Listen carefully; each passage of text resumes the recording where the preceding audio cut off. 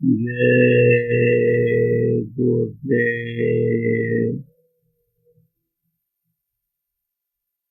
जय गुरुदेव, जय गुरुदेव नाम किसका, जय गुरुदेव नाम किसका, प्रभु का पावन नाम, प्रभु का पावन नाम। जय गुरुदेव।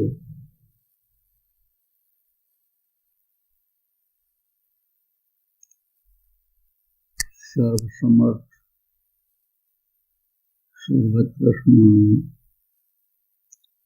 परम पूज्य गुरु जी महाराज,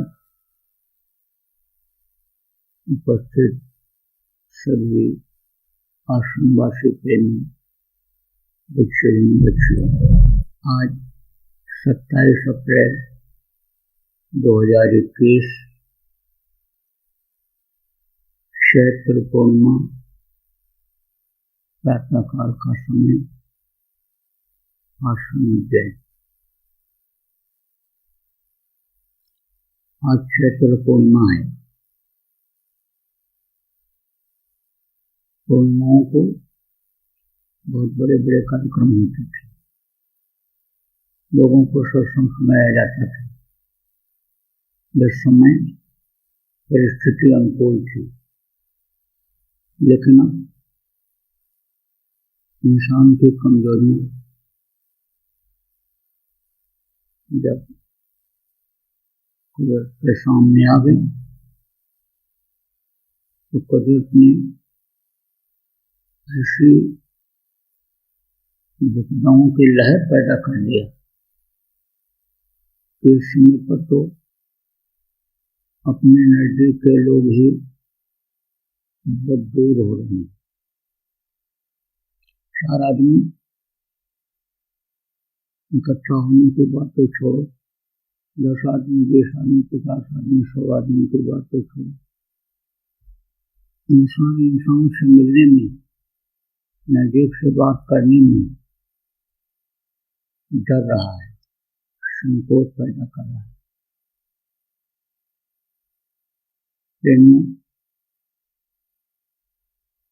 आज की जो ये चैत्र पूर्णिमा है, चैत्र महीना जब शुरू होता है तो हिंदी साल के हिसाब से पहला महीना हुआ करता है। इस साल का ये पहला अन्नपूर्णिमा है। आपको पहले भी नया साल जब लगा था तो बताया गया था कि भाई समय अच्छा नहीं है, 2020 से 2021 खराब जाएगा। ऐसे आप देखिए, नया साल लगते ही तकलीफों के, दुखों के, रोगों के अंबार टूट पड़े। अब इसमें निराश होने की जरूरत नहीं है। आदमी को हिम्मत और हौसला हमेशा बुलंद रखना चाहिए। देखो, संघर्ष में आदमी का इस समय पर जीवन हो गया। पहले तो ऐसा नहीं था, लेकिन अब एक के बाद दूसरा, दूसरे के बाद तीसरा, चौथा, पांचवा, ये सब संघर्ष की जो समस्याएं हैं ये बढ़ती चली जा रही हैं। लेकिन इसमें हिम्मत के साथ मुकाबला करने की जरूरत है।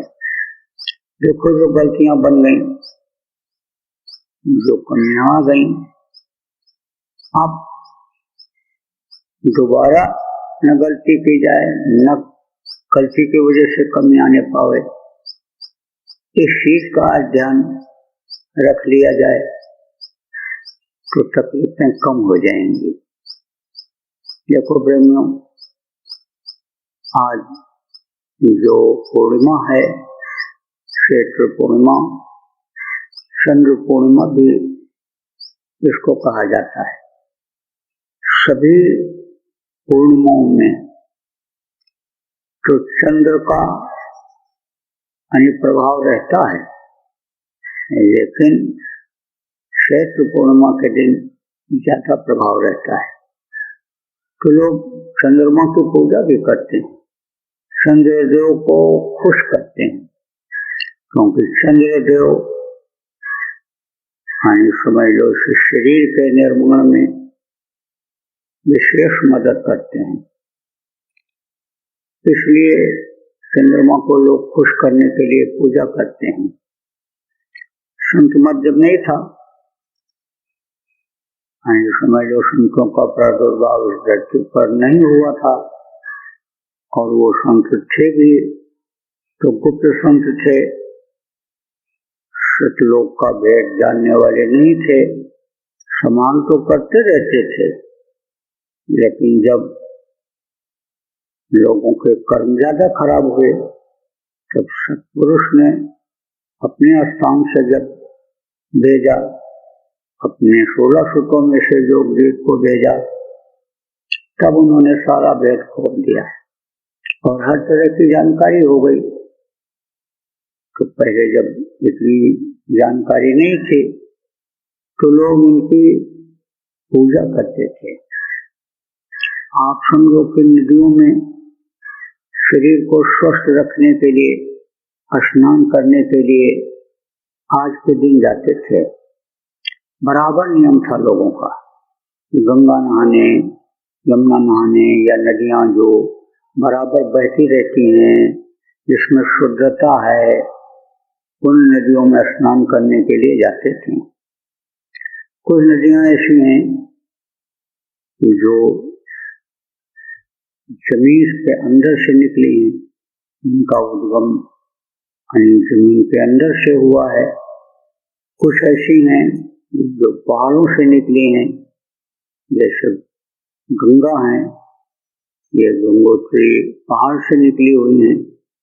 उन नदियों का ज्यादा महत्व है कि जो पहाड़ों से निकली हुई हैं, क्योंकि जब वो ऊपर से यहाँ नीचे गिरती हैं तो बहुत सारी जड़ी बूटियां और पहाड़ी फल उसके साथ बह करके आते हैं, और उन जड़ी बूटियों का, पत्तों का, फलों का रस इसमें आ जाता है। तो उससे स्नान करने से शरीर को लाभ मिलता है। तत्वों की कमी जो आती है मौसम के बदलाव से, खाने पीने की बदपरहेजी से, उसकी पूर्ति हो जाती है। लेकिन इन नदियों में स्नान का संबंध केवल शरीर से ही होता है। अब यह है कि आचार विचार, आहार और व्यवहार अगर सही रखा जाए तो सत्संगी को नदियों में स्नान करने की आवश्यकता नहीं है। अब तो देखो समय ऐसा आ गया, परिस्थिति ऐसी आ गई, पैसा कमाने की, शरीर को बढ़िया सुंदर सुडौल बनाने की, सजावट इस शरीर की करने की, अच्छे घर में रहने की, बड़ा आदमी बनने की जब हो लग गई तो बहुत से लोग तो पहले की पूजा उपासना को भूल ही गए, स्नान करना ही भूल गए। आप समझो प्रेमियों की ऐसी परिस्थितियां लोगों की आ गई, भ्रष्टता ऐसी आ गई। हालांकि आदमी ने ऐसी परिस्थिति खुद बना लिया, दिन रात दौड़ते रहते थे शरीर के सुख के लिए, लेकिन अब तो घर से निकलना भी इस समय कोरोना के समय में बहुत से लोगों का मुश्किल हो रहा है। लेकिन एक देखा देखी में होड़ लग गई इस तरह की।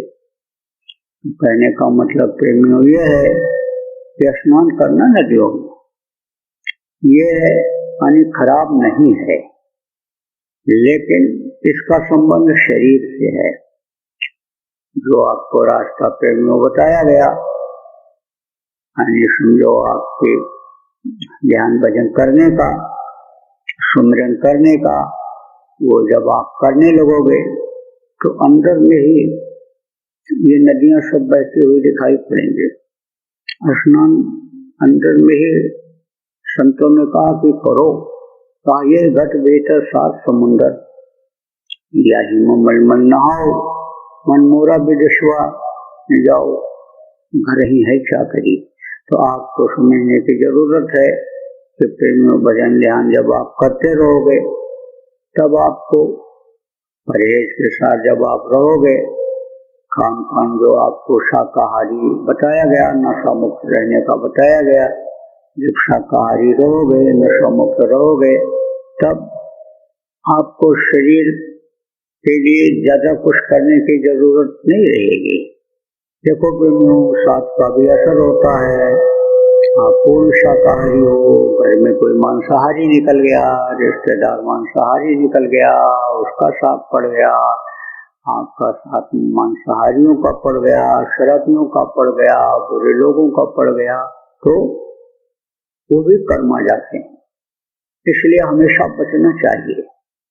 देखो, जब मालिक को भूल जाओगे, गुरु को भूल जाओगे और खुद करने की जब कोशिश करोगे, तब आप सफल नहीं हो पाओगे। इसलिए हमेशा गुरु को याद रखने की जरूरत है, मालिक को याद रखने की जरूरत है, नाम को याद रखने की जरूरत है। नाम आपका ये क्या है जो मिला है, आपका ये हथियार है जो ये नाम मिला है, इससे आप बड़ी बड़ी लड़ाई जीत सकते हो। इसलिए नाम की कमाई बराबर करते रहो, नाम को मत भूलो और शरीर का ध्यान रखो। देखो, खान पान का ध्यान रखो और समझो कि क्षेत्र का विशेष ध्यान रखो, वहां कोई गलती न बनने पावे। और इस समय पर जो लोग आप कोरोना रोग से पीड़ित प्रेमियों हो गए हो, कहीं भी हो, देश में हो, विदेश में हो, जंगलों में हो, शहरों में हो, कहीं भी हो, तो आप लोग जो पीड़ित हो गए हो, आप लोग भी बराबर नाम की कमाई करते रहो, याद करते रहो, गुरु को मत भूलो।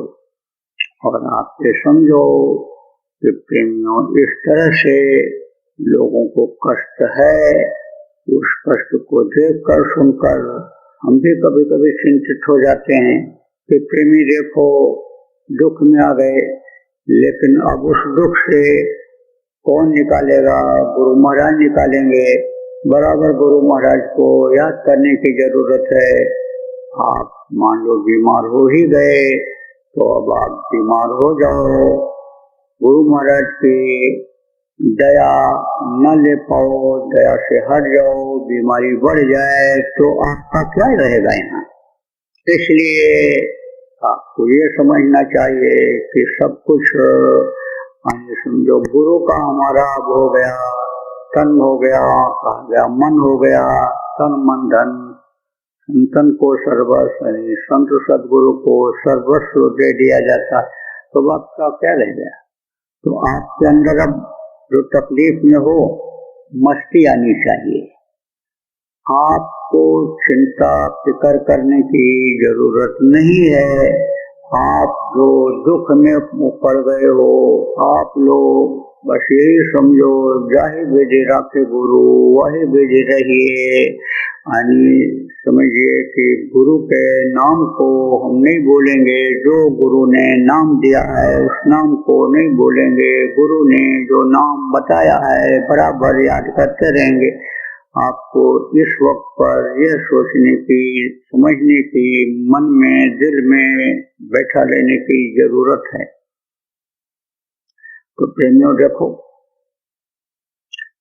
समय निकल जाता है, एक जैसा हमेशा नहीं रहता है।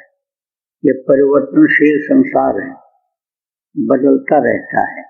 जैसे मौसम बदलता है, दिन रात आते हैं, गर्मी ठंडी बरसात का मौसम होता है, ऐसे ही समस्याएं आती हैं, तकलीफें आती हैं, निकल जाती हैं। बस इसमें आपको हिम्मत बांधने की जरूरत है। लेकिन कहते हैं कि गेहूं के साथ घुन पिस जाते हैं, साथ करीब देर का भी अगर पड़ जाए तो उसका भी असर आ जाता है। गुरु महाराज एक बार सुनाए कि एक आदमी चोरी करता था तो चोरी छिपती नहीं है, पकड़ जाती है। पकड़ी गई, 1 दिन 2 दिन 4 दिन 10 दिन भले छिपा ले, लेकिन आदत बढ़ती जाती है, मन ही चोर हो जाता है और शरीर से चोरी कराने लगता है। पकड़ गया। तो कानपुर उत्तर प्रदेश में शहर है, वहीं का वाकया है, घटना है। पकड़ा पुलिस वालों ने। पुलिस वाले जो पकड़े, कुछ भीड़ इकट्ठा हो गई रोड के किनारे। किसको पकड़ा, कौन है ये, क्या है? तो एक सेठ रिक्शे पर बैठा हुआ जा रहा था। उस समय की बात है कि जब मोटर कारें बहुत कम हुआ करती थी किसी किसी के पास। तो सेठ रिक्शे बैठा हुआ जा रहा था, देखा भाई भीड़ इकट्ठा है, रिक्शे पर से रुको रुको देखें क्या बात है। रुक गया, उतर के ऐसे देखने लगा। तो चोर ने जब देखा सेठ जैसा है कोई, देखा तो कहा अरे ये भी थे हमारे साथ। अरे भाई तुम कहाँ चले गए थे, हमको छोड़ करके सेठ जी, तुम कहाँ चले गए थे? और पुलिस वालों ने उसको भी पकड़ लिया, सेठ को। कहा ये भी थे? हाँ बोले ये भी थे, ये तो हमको अन्य समझो छोड़ के चले गए बीच में, ये भी थे, सरगना तो यही है। अब पुलिस वालों ने उसको भी पकड़ लिया और बैठाया उसी रिक्शे पर। कहा चलो पुलिस स्टेशन चलते हैं, थाने पर चलते हैं। अब रास्ते में सेठ ने कहा चोर से, ये बता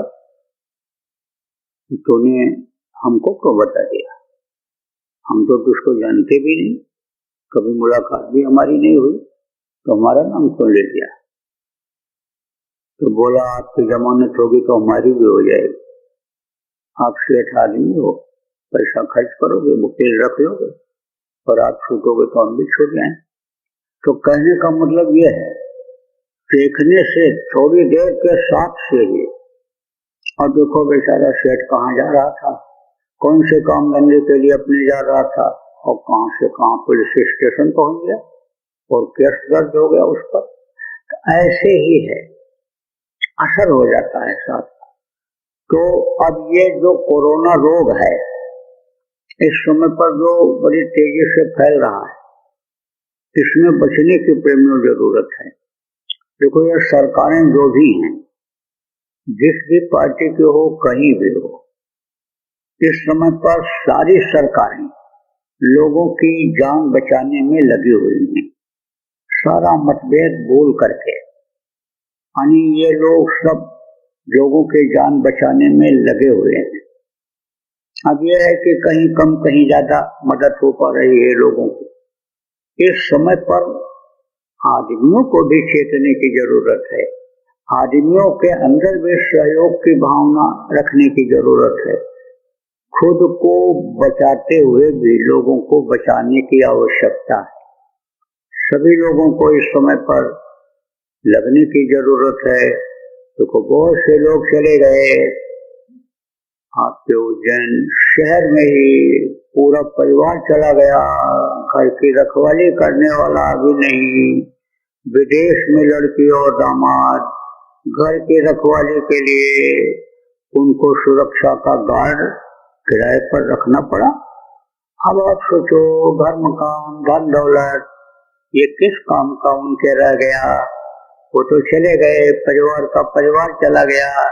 इस समय पर अपना कुछ भी नहीं समझना चाहिए प्रेमियों कि ये मेरा है, मेरे ही काम आएगा। तो जिनके पास हमने देखा कम है नहीं है, उनके भाव इस तरह के ज्यादा रहते हैं।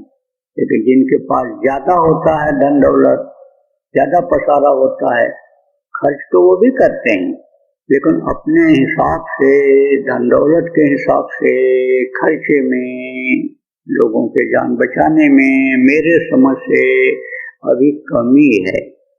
तो और बढ़ करके लोगों को आगे आना चाहिए, धन से, शरीर से, दिल से, दिमाग से, बुद्धि से लोगों के जान को बचाने में मदद करने की इस समय पर प्रेमियों आवश्यकता है, जरूरत है।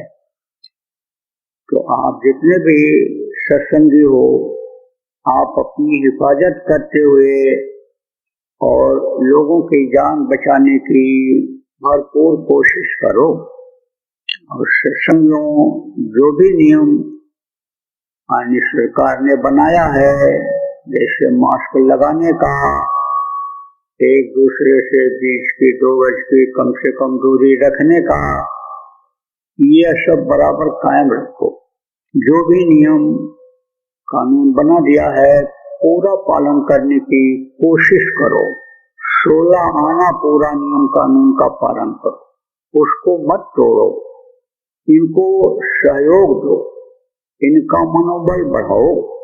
जो दिन रात पुलिस के, सुरक्षा के कर्मचारी लगे हुए हैं, अधिकारी लगे हुए हैं, व्यवस्था के जो कर्मचारी अधिकारी लगे हुए हैं, जो भी अस्पतालों में डॉक्टर, नर्सें और भी जो कर्मचारी हैं लगे हुए हैं, इनकी मदद करो, इनको सहयोग करो।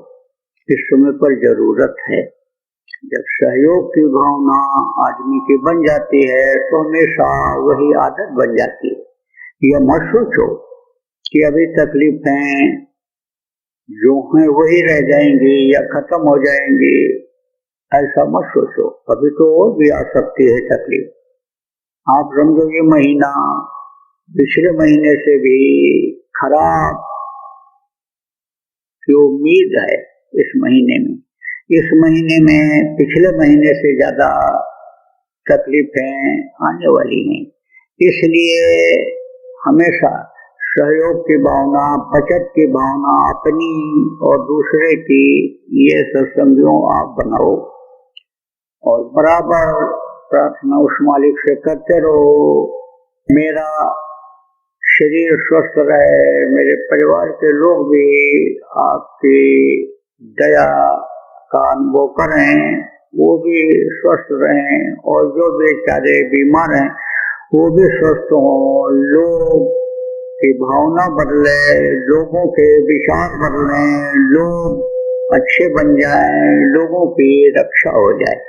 यह भाव आज पूर्णिमा के दिन आप जितने भी प्रेमी हो सब लोग ये बनाओ। देखो, नदियों की बात चली थी शुरू में। नदियों को साफ सुथरा रखो। नदियों के पानी की जरूरत पड़ेगी आगे चल करके। ये नदियों के पानी का जीवन दान देने का सहारा बनेगा। कहने का मतलब यही, नदियों का पानी बहुत से लोगों को पीना पड़ेगा। शहर के पानी का कोई ठिकाना नहीं, मिले न मिले, कब बंद हो जाए। बिजली अभी बंद हो जाए पूरे देश में तो समझो सारी अर्थव्यवस्था अभी खत्म हो जाए। हाँ, तो समझो कि अभी भाग करके पेड़ों के नीचे, जिसको आप काट दे रहे हो, पेड़ लगाने के बजाय काट दे रहे हो, उसी पेड़ की जरूरत आपको पड़ने लगेगी। एक भी पेड़, 2 पेड़, 4 पेड़ लगा दिया, उसके नीचे यानी एसी पंखा जब नहीं चलेगा तो बैठ करके आराम तो कर लोगे। जंगलों को काटना ठीक नहीं है, बल्कि वृक्षों को लगाना है, प्रकृति को हरा भरा करना है, ताकि आगे चल करके वो हमारे बच्चों के काम आ जाए। धूप इस समय देखो, चैत्र के महीने में, वैशाख के महीने में कितनी तेज होती है। अब घर से निकलना ही पड़े, शहर छोड़ना ही पड़े, गांव छोड़ना ही पड़े, घर छोड़ना ही पड़े, परिस्थिति ऐसी आ जाए तो पेड़ के नीचे छाया तो मिल जाएगी, थोड़ा आराम तो मिल जाएगा।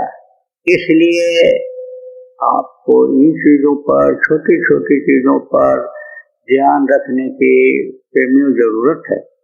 देखो, एक देश के राजा और दूसरे देश के राजा में जब कुछ किसी भी बात का मनमुटाव हो जाता है तब लड़ाई की संभावना बन जाती है। तो उस लड़ाई की संभावना में लड़ाई हो जाती है, जन धन की हानि होती है। लेकिन अगर मनमुटाव पैदा होगा तो दूर भी हो जाता है, शंका हो जाती है तो शंका दूर भी हो जाती है। और जमीन जायदाद की कोई बात होती है, अटवारे बंटवारे या उसकी, तो भी समस्या सुलझ जाती है, तो लड़ाई वो तो चल जाती है। लेकिन कुदरत की लड़ाई जो होती है, प्रकृति की जो मार होती है, वो जो सजा होती है, उससे जल्दी लोग बच नहीं पाते हैं। कोई जरूरी नहीं है कि आप जो कर्म कर रहे हो उस कर्म से प्रकृति समझौता ही कर ले।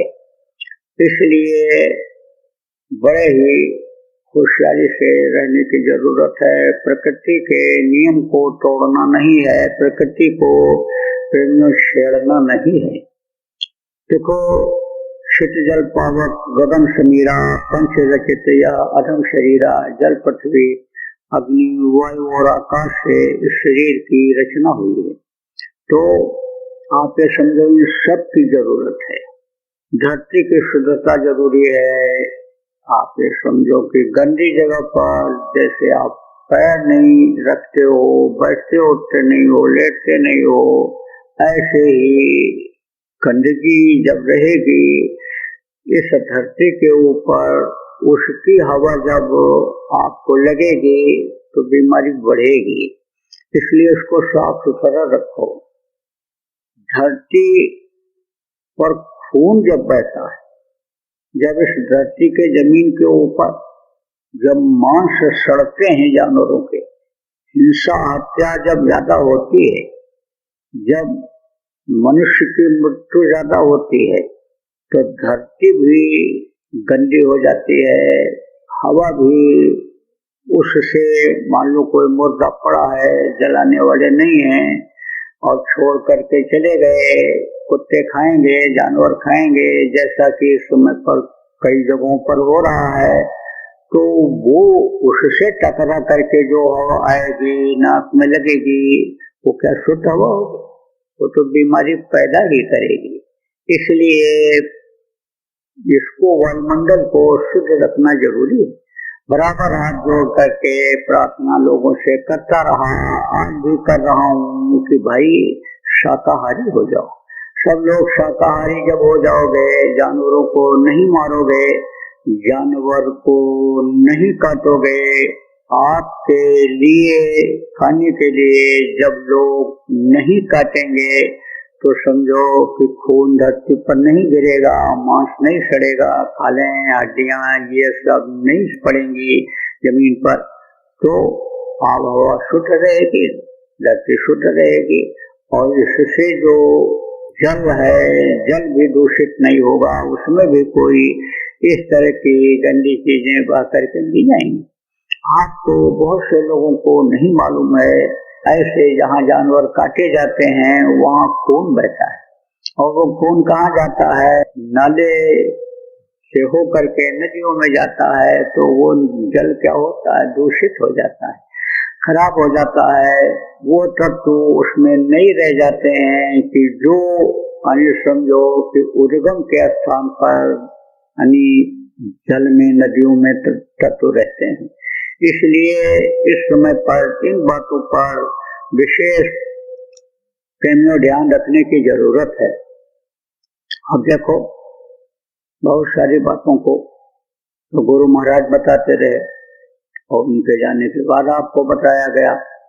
अब उन बातों को बताना ठीक नहीं है, दोहराना इस समय ठीक भी नहीं है, क्योंकि बातों को जब लोगों ने नहीं माना, चाहे सत्संगी हों चाहे गैर सत्संगी हों, नहीं माना तो अब तकलीफ में आ।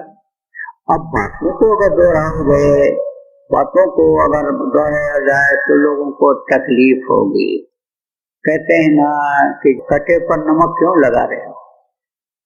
कोई कट जाए किसी दान हथियार से और उस पर नमक लगाओ तो बहुत दर्द तेजी से होता है, तो उस पर मलहम लगाने की जरूरत है कि वो ठीक हो जाए। तो चलो भाई, गलती ही बन गई तो अब गलती मत करना, सुबह का भोला शाम को घर अगर वापस आ जाए तो भोला नहीं कहलाता है।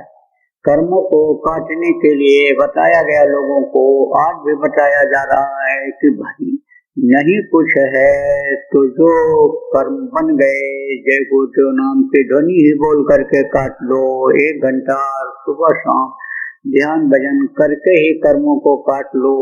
तो कर्मों को काटने का, कर्मों के सजा, कर्मों के बारे में आप लोगों को बहुत पीछे से ही बताया जा रहा है। गुरु महाराज भी बताते रहे, गुरु महाराज के पहले भी जो पूरे संत हुए हैं सब लोगों ने कर्मों के बारे में बताया।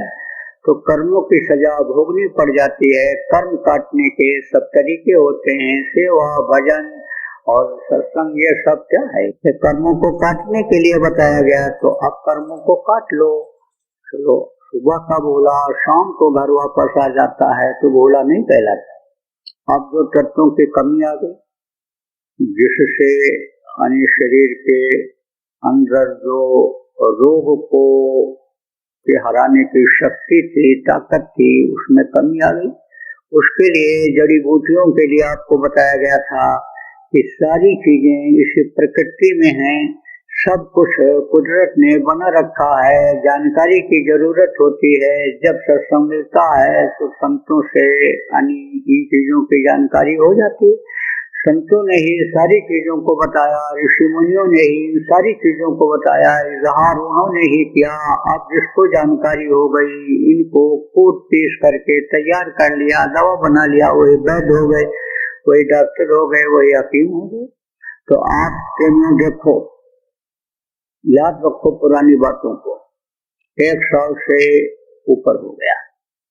पिछले साल इसी स्थान पर होली के कार्यक्रमों में आपको बताया गया, होली के कार्यक्रम जो हुए थे 3 दिन का हुआ था, करीब आने वाले के 1-8 दिन और आगे पीछे भी चल गया। तो उसमें कई सत्संग सुबह शाम तो हुए ही हुए थे। आप ये समझो कि उसमें बहुत सारी बातें बता दी गई थी। उस समय भी आपको बताया गया था कि ये जो मनुष्य शरीर के लिए उपयोगी हैं, उन पौधों को घर में लगाओ। एक अपने ही प्रेमी ने एक प्रेमी का हाल चाल लिया तो कहा नहीं, हमारे यहाँ तो सब घर वाले स्वस्थ हैं। महाराज जी ने कहा था हमने सारे पौधे लगा दिए, कहीं खोजने भी नहीं जाना पड़ता। कोरोना के टाइम पर गमले में लगा दिया, घर में ही, शहर में रहते हैं लेकिन बोले गमले में ही सब लगा दिया। और हम लोग सब पत्ती खा लेते हैं और काढ़ा तुलसी का पी लेते हैं और वो कर लेते हैं। सब पौधे हमने लगा दिए। आपको सब बताया गया था कि पौधों को लगाओ। तुलसी का पौधा है, जैसे आपका नीम का पेड़ है, ये सब इनकी पत्तियां जो हैं, इनकी हर चीज उपयोगी है। आप ये समझो कि सड़ा दो, जला दो, गला दो, ऐसे कच्चा समझो इसको इस्तेमाल करो, पका के करो, भून के करो, कैसे भी करो, ये सब महौषधियां हैं। जैसे आपका ये समझो दूब है, बेलपत्र है, और ये सब क्या है, ये सब इनका असर खत्म नहीं होता है। दूब की जड़ का असर नहीं खत्म होता है। ये सब महौषधियां हैं। त्रिफला है, औला बैर इनको कहते हैं। आप समझो इन चीजों को लगाओ। जिनके पास खेती है, आप इनके पौधे को लगाओ, तैयार करो, आगे चल करके इनकी जरूरत पड़ेगी। त्रिकुटा है, सोंठ किसका बनता है, यही अदरक की खेती होनी चाहिए। आप ये समझो उसका सोंठ बन जाएगा। आप समझो ये काली मिर्च होती है, इसका भी पौधा होता है। पिपली है, ये त्रिकुटा, त्रिफला, ये सब औषधियों में। आयुर्वेद में ये सब विशेष महत्व वाली चीजें हैं। आप ये देखो, गौ पालना लोगों ने बंद कर दिया। गौ का गोबर गुणकारी है, गौ का पेशाब गुणकारी है। जैसे मनुष्य का पेशाब भी बहुत ही गुणकारी है, सबसे ज्यादा गुणकारी मनुष्य का पेशाब है। अब इसकी विधि मालूम होनी चाहिए, कैसे क्या प्रयोग करना चाहिए, क्या है, उसके लिए जानकारी समय समय पर करा दी जाती है। तो प्रेमियों, इसी तरह से आप समझो कि गौमूत्र भी बहुत फायदा करता है। गौ का गोबर है, आप ये समझो गौ का शरीर का जो ये गंध निकलता है, इससे भी कीड़े नाश होते हैं। गौओं की सेवा अगर करते रहा जाए, बराबर गौओं के पास ला जाए, गोबर उठाया जाए, तो भी आदमी के अंदर रोग की प्रतिशोधक क्षमता पैदा हो जाती है। तो इन सब चीजों पर ध्यान देने की जरूरत है। देखो प्रेमियों, ये चमक दमक कुछ दिन के बाद यह सब खत्म हो जाएगा। चमक दमक की दुनिया नहीं रहेगी, फिर उसी सादगी पर आएगी। अब हम तो ये चाहते हैं कि सादगी पर लोग आ जाएं, सादगी को लोग देख लें, अच्छे समय को देख लें। जब खत्म ही हो जाएंगे तो ये चमक दमक कहाँ से कैसे रह जाएगा। तो चमक दमक भी रह जाए, यानी उसका भी सुख जो लोग ले लिए हैं, आप समझो उसका भी सुख ले लें जो ले रहे हैं, और समझो चमक दमक का सुख जो ले रहे हैं वो उसका भी सुख ले लें, लेकिन सुख ही वो लोगों को खत्म न कर दे। इसलिए चमक दमक की दुनिया पर ज्यादा विश्वास मत करो, सादगी पर विश्वास करो। सादा जीवन, उच्च विचार आप बनो, और हमेशा आप परमार्थी भाव प्रेमियों रखो, और पुरानी बातों को बराबर मनन करते रहो, सोचते रहो। जिनको कोई तकलीफ भी है, आप मरने के बारे में, आप अपने तकलीफों के बढ़ने के बारे में तो कभी सोचो ही नहीं। हमेशा मस्त रहो और गुरु महाराज का नाम लेते रहो। चर्चा जब भी करो गुरु की ही करो, तो आपके अंदर से जो चिंता है मरने का वो निकल जाएगा। इसलिए बराबर आपको ये बात याद रखनी है प्रेमियों। पूर्णिमा के दिन आज आपको बताया जा रहा है। तो बोलो जय गुरुदेव,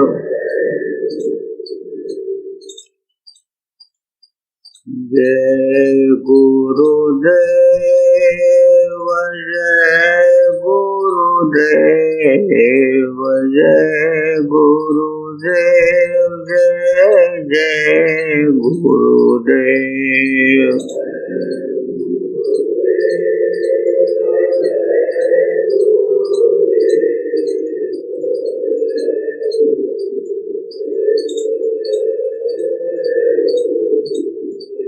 जय गुरुदेव, जय गुरुदेव, जय गुरुदेव, जय जय गुरुदेव।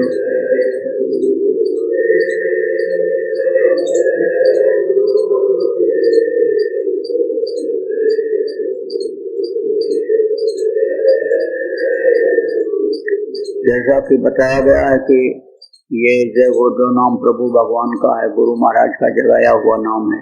तो बराबर नाम धुनी की रट लगाए रहो, अंदर में बराबर नाम धुनी बोलते रहो। नाम धुनी बोलते रहोगे तो राहत रहेगी। जिनको तकलीफ है वो लोग तो बराबर बोलते ही रहो, और जिनको तकलीफ नहीं है वो लोग भी बोलते रहो। तो ये जो भय है ये निकल जाएगा, ये जो डर है वो निकल जाएगा कि कोरोना आ रहा है, कोरोना भयंकर बीमारी है, जानलेवा है, इससे हम मर जाएंगे। ये भय धीरे धीरे निकलेगा आपका, आपके अंदर मजबूती आएगी, आपके अंदर दृढ़ता आएगी। और जो लोग पीड़ित हो, पड़ गए हो चक्कर में बीमारी के, ऐसे भी बीमारी जो मौसमी है लग गई है, शंका हो गई कि कोरोना ही है, तो उनको भी बोलते रहने से राहत मिलेगी। तो बराबर जो एकदम स्वस्थ हो, तकलीफ ना आवे, बीमारी ना आवे, और आवे तो हम उसको झेल ले जाएं, उसके लिए आप जय गुरुदेव नाम के ध्वनि बराबर अंदर में भी बोलते रहो। कोई काम करो लगन से करो, दिल दिमाग लगा करके करो, वहां बोलना जरूरी नहीं। क्योंकि ध्यान आपका जय को जो नाम बोलने में चला जाए, काम में रुकावट आवे, तो ये मैं नहीं कहता हूँ। आप जब तक काम करो, कोई भी काम करते हो, कोई भी सेवा करते हो, जब तक सेवा करो मन को उसमें लगाए रहो, और खाली जब बैठो तो जय गुरुदेव नाम की ध्वनि ही अंतर में बोलते रहो, बराबर गुरु का ध्यान प्रेमियों करते रहो। बोलो जय गुरुदेव।